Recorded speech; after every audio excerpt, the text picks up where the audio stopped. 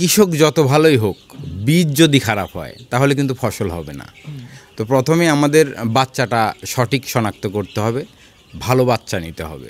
Ranikhet bronchitis combined এবং গাম্বুরা plus.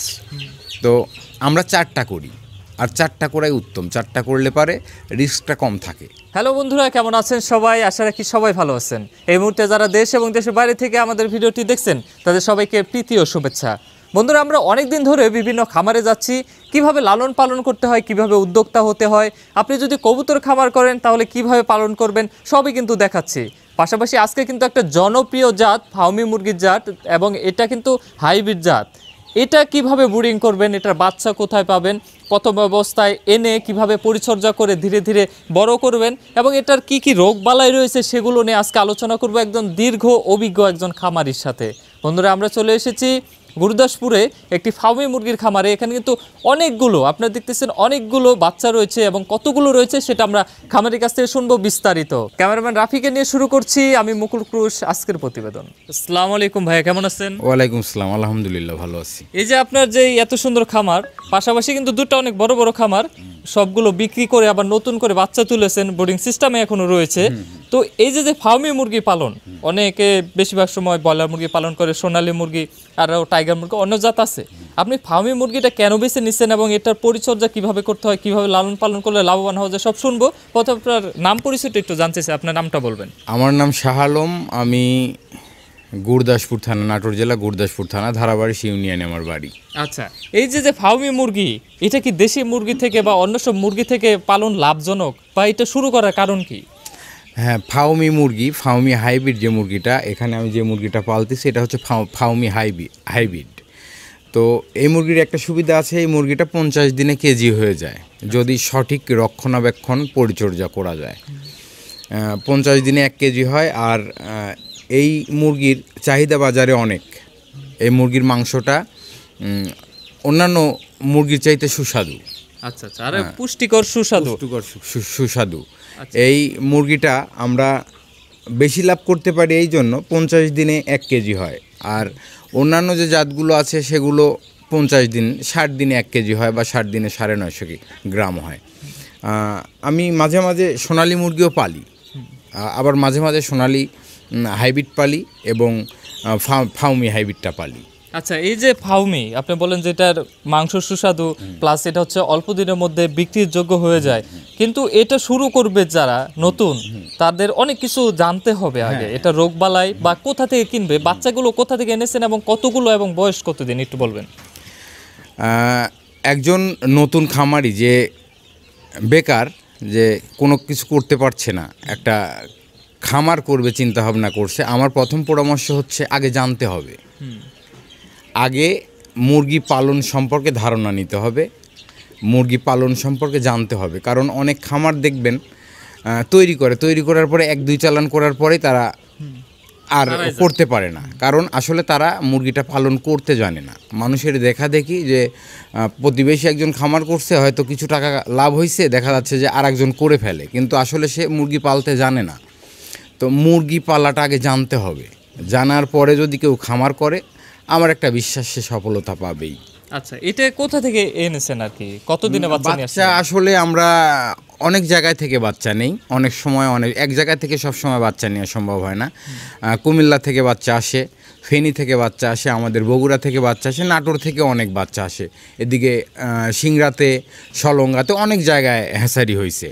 আচ্ছা, এটা কি অন্য সব মুরগির মতো একদিনের বাচ্চা আপনার এখানে পৌঁছে দিয়ে গেছে? একদিনের বাচ্চা আমরা নিয়ে আসি, একদিনের বাচ্চা নিয়ে এসে বোর্ডিং করি, লালন পালন করার পরে 50 দিন, সর্বোচ্চ 55 দিনের মধ্যে আমরা মুরগি বিক্রি করে দিই মাংসের জন্য। কত টাকা পিস নিতে হয় আপনাদের একদিনে বাচ্চা? আসলে এক এক সময় এক এক রকম বাজার যায়, কখনো দাম কমে যায়, আবার মুরগির দাম যখন বাড়ে তখন মুরগির দামের সাথে বাচ্চার দামও বেড়ে যায়। আচ্ছা, তারপর একটা আনুমানিক আশেপাশে আমার এই বাচ্চার দাম নিচে হচ্ছে 43 টাকা করে, 43 বাচ্চা 43 টাকা। কত পিস বাচ্চা আছে এখানে মোট? এখানে এই ঘরে আপনার হচ্ছে 2620 পিস বাচ্চা নিয়েছিলাম, মানে 2500 প্লাস। হ্যাঁ প্লাস।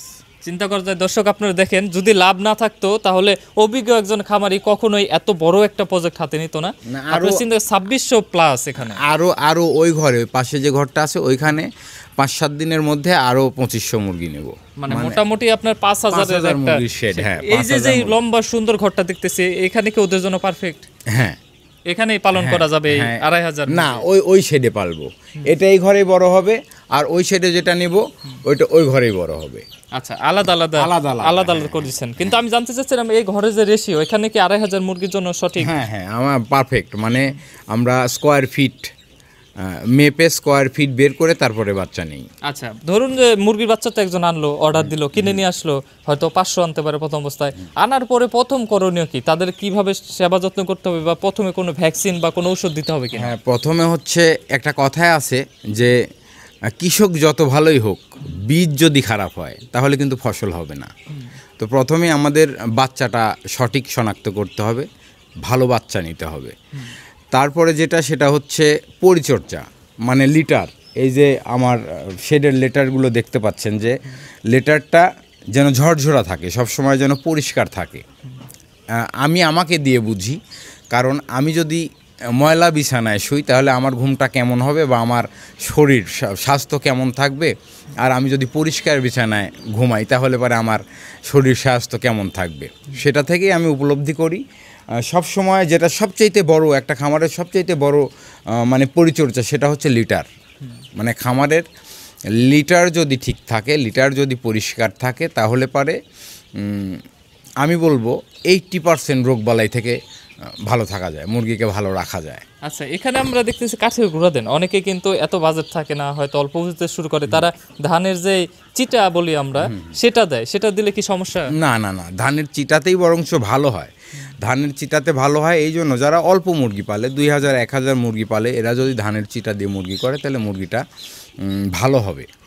যখন বড় শেড হয়ে যায়, কারণ ধানের চিটাতে মুরগির পায়খানায় যে রস থাকে সেই রসটা ধানের চিটা চুষতে পারে না, যে কারণে লিটারটা খুব তাড়াতাড়ি নষ্ট হয়ে যায়। অনেক বড় খামার, আমি একলা মানুষ, সে কারণে মানে যাতে বেডটা খুব সহজে ভালো রাখতে পারি, এ কারণে আমি কাঠের গুঁড়া দিয়েই করি। আমরা যে হুপারগুলো দেখতেছি অনেকগুলো আছে আপনার এখানে, যেহেতু মুরগির বাচ্চা বেশি, তো একটা হুপারে কতগুলো বাচ্চাকে তা দিতে পারে বা সংরক্ষণ রাখতে পারে, হিট দিতে পারে? একটা হুপারের মধ্যে এক একজন এক একভাবে পালে, তবে 450-র বেশি, 450টার বেশি বাচ্চা দেওয়া ঠিক না।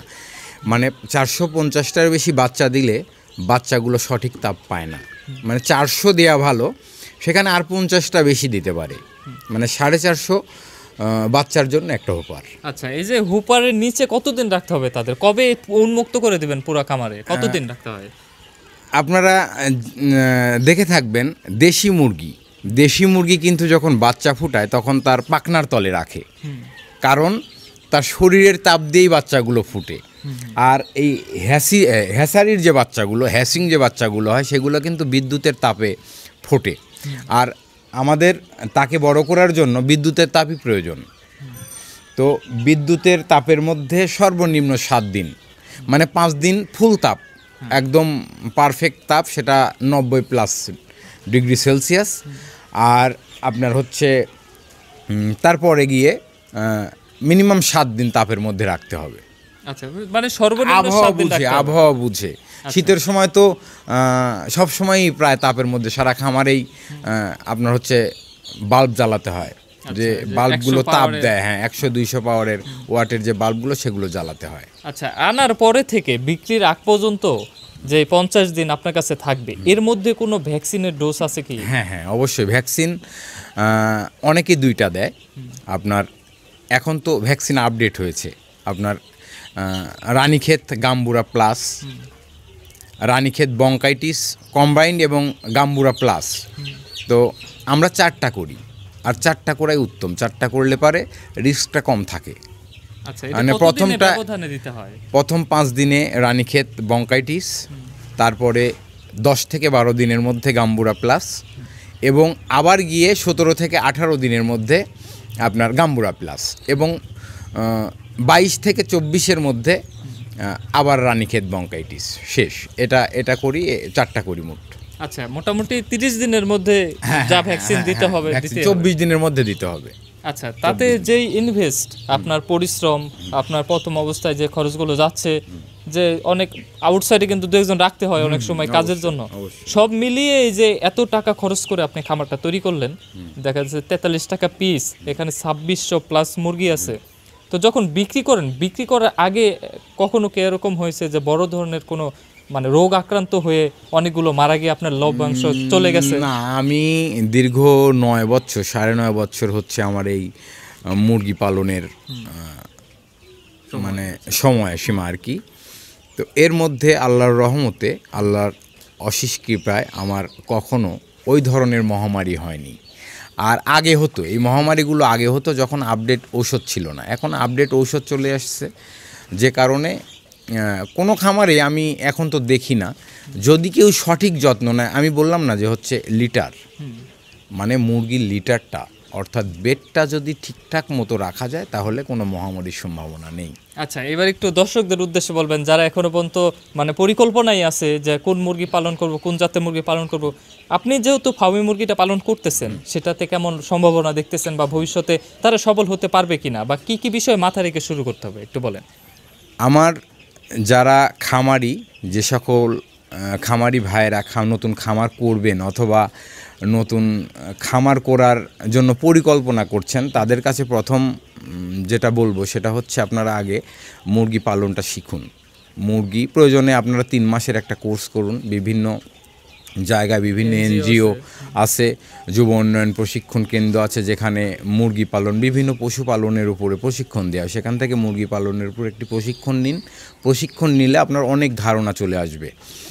ধারণা আসার পরে যদি আপনি খামার করেন, তো আপনি যে মুরগি পালেন, ফার্মি, সোনালি অথবা ব্রয়লার, যে মুরগিই পালেন আপনি, আমি সব ধরনের মুরগি পালছি, আমি সব ধরনের মুরগি চাষ করছি। প্রত্যেকটা মুরগিতেই লাভ আছে। ব্যবসা তো লস লাভেরই ব্যবসা, তবে জেনে বুঝে পারলে সারা বছর শেষে গিয়ে যথেষ্ট ভালো একটা লাভ থাকে। আচ্ছা, আপনাকে অনেক ধন্যবাদ আমাদের চ্যানেলের পক্ষ থেকে, দর্শকদের পক্ষ থেকে, কারণ আপনি অনেক অভিজ্ঞ। আপনার কাছ থেকে মুরগি পালনের অনেক নতুন তথ্য বা যেগুলো আসলে মানুষের উপকারে আসবে সেগুলো জানাতে পারলাম।